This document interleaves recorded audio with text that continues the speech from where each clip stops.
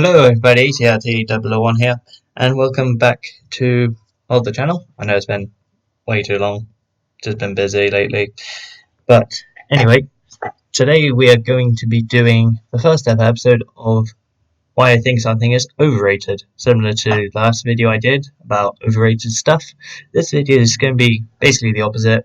So looking at why I think a film entirely is overrated, or in the case of this video, why I think a certain part of it is overrated.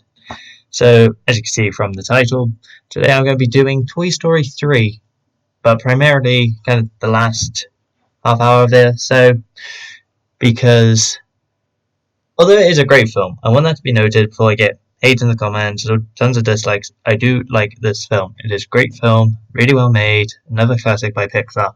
I just think the last bit of it can be a bit exaggerated by people, and personally think that it can be not as good, or at least not as good long term as I think many people say it to be. So unlike the Cars one, I'm not going to do a full blown kind of breakdown of the film because this would be way too long otherwise, and also because I realised it made the Cars one a bit longer than I really anticipated. So I'm just going to get straight into the point, talk about the specific bit that I think is overrated, why I think it's overrated, and how that kind of has occurred over multiple years. And so today we're going to be looking at why Toy Story 3's furnace scene is highly overrated, in my opinion. So a quick rundown of the scene, just to kind of let you know what's kind of happening or what I'm referring to, is the scene near the end where the toys are about to kind of be burned alive pretty much. They've been betrayed by Lotso, they are now trapped, they are trying to escape, but kind of accept that there's nothing they can do. They're going to die right there. They all link hands and close their eyes and kind of accept that this is the end for them. However, luckily for them, they get saved by the last minute by the aliens using a giant claw, kind of referencing their obsession with the claw from the first film. And then they are able to get back to Andy's. Now, although this scene is very short, it received tons of praise by people, and even today still is commonly brought up as the main part of this film that people love. And although at the time, back when this film was released, I could understand that, now, so many years later, it's kind of hard to get the same emotion and say it's as great a scene anymore, due to the fact that we know what's going to happen. We know they're going to get saved, and so it's quite hard to really feel kind of worried for the characters, really hard to feel kind of any emotion that something bad's going to happen, because we know what's going to happen. We know that this isn't the end, and that they're just going to be saved, and that kind of kills the emotion on repeated viewings, which makes sense because they're trying to get your emotions once, and it is probably really good for children. But when you get older and you kind of know what's going to happen, the effect is pretty much just gone, and it does kind of affect how the scene kind of feels and runs. Which, and if this was just kind of accepted, like, oh yeah, we know it's going to happen, so it's not really much emotion, then it probably wouldn't be a video. But it's the fact that so many people, even now, pretend like it's a big thing, kind of just icks me in a way. Just because the emotion is gone. Once you know what's going to happen, it's just gone.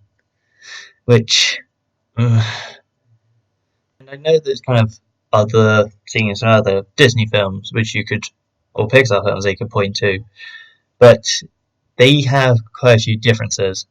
For example, the very beginning of Up, that gets tons of praise by people as well, to the point which people normally ignore the rest of the film, just look at the first 10 minutes. And although that is also kind of, once you know, you know, the fact that that film's a lot more kind of relatable, and it's something that kind of builds off relatable emotions, like them not being able to have a child, her passing away just as they are able to go on a holiday, the fact that no matter what they do, the closer they get to the holiday, something always happens. These are sort of relatable things. And even at the end of Toy Story 3 itself, the scene where you have them playing with Andy and Bonnie one final time, that also brings up emotions. It's not trying to work off a kind of fear or worry factor, because the emotions are the situation, which personally I do think work better. So, but yeah, that's kind of just the point that I'm trying to make. The fact that once the effect is gone, like in that situation, and many of films are like this. I'm not going to pretend like, oh, yeah, Toy Story is the only one. It isn't, and it does work. It's still a brilliant scene. Just I feel like it gets a bit too much attention a lot of the time, and really a lot of it isn't deserved in the long run. Short term, yes. Long term, it kind of is harder for me to kind of experience it. So, yeah, if you disagree with me, then that's completely fine. I fully understand. Like I said, I personally do think it is a good scene. Just that when people go on about it, it kind of loses the effect it once had, which kind of is why this video is being made. Why I think it's personally a little overrated. But anyway, although this is a bit of a shorter video, I am working on other ones. I'm working on another under and overrated video, which I've been playing for a bit, so they should hopefully be out not in 2 months, like this one was. But anyway, if you did enjoy this video, leave a like.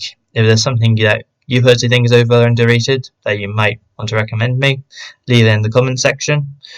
And I will be hopefully uploading again soon, so stick around. See you for that. And as always, thank you for watching. Goodbye.